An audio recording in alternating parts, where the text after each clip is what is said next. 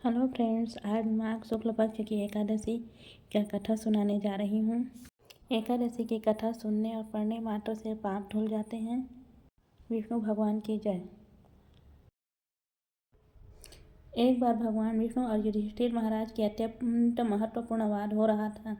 धर्मराज युधिष्ठिर बोले, हे भगवान, आपने माघ मास के कृष्ण पक्ष की शर्तिला एकादशी की अत्यंत सुंदर वर्णन किया है। अब आज माघ शुक्ल की एकादशी का वर्णन कीजिए। इसका क्या नाम है और इसके व्रत की क्या विधि है और इस व्रत के में किस देवता को पूजा किया जाता है। भगवान श्री कृष्ण कहते हैं कि हे राजन, इस एकादशी का नाम जया एकादशी है और इसका व्रत करने से मनुष्य ब्रह्म हत्या आदि पापों से छूटकर मोक्ष को प्राप्त होता है तथा इसके प्रभाव से भूत पिशाच की योनि आदि से मुक्त हो जाता है।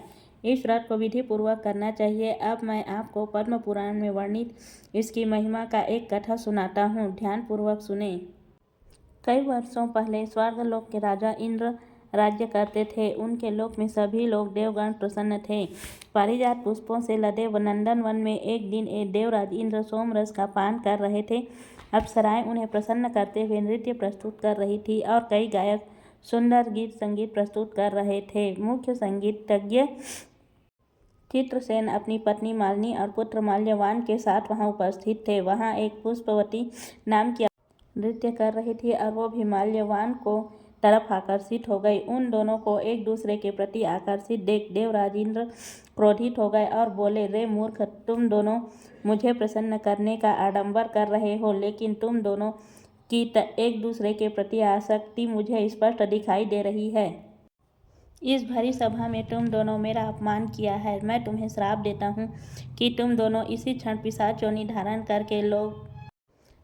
कर लोगे। पति पत्नी के रूप में मृत्यु लोक में जाओगे और वहां अपने पाप कर्मों का फल भुगतोगे। इंद्रदेव के कठोर वचन सुनकर माल्यवान और पुष्पवती अत्यंत लज्जित हुए। उसी क्षण वे दोनों पृथ्वी लोक और हिमालय के शिखर पर पिशाच के रूप में आ गए और चारों ओर बर्फ ही बर्फ थे। न खाने को कुछ भी नहीं था, न पीने को। ठंड से कांप रहे थे। उन्होंने एक गुफा में शरण ली। एक दिन माल्यवान ने अपनी पत्नी से कहा, न जाने हम कौन से पाप कर्मों में को भुगत रहे हैं। इस प्रकार दोनों ठंड में गुफा में बैठे थे और शीतलहर के कारण रात भर नींद नहीं आ रही थी और सारी रात जागते रहे। भगवान श्री हरि का ध्यान करते रहे और संयोग से वह दिन जया एकादशी का था।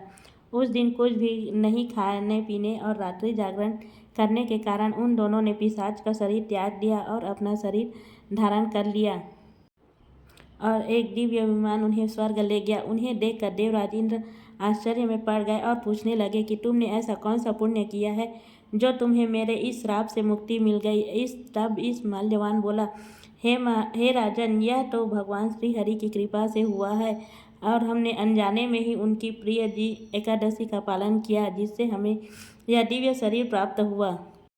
यह सुनकर देवराज इंद्र बोले, श्री हरि की भक्ति की मैं सेवा से मैं तुम्हें स्वर्ग में पुनः अपना स्थान प्रदान करता हूँ। इसलिए मनुष्यों को इस परम कल्याणकारी जया एकादशी का निष्ठा और श्रद्धा पूर्वक पालन करना चाहिए।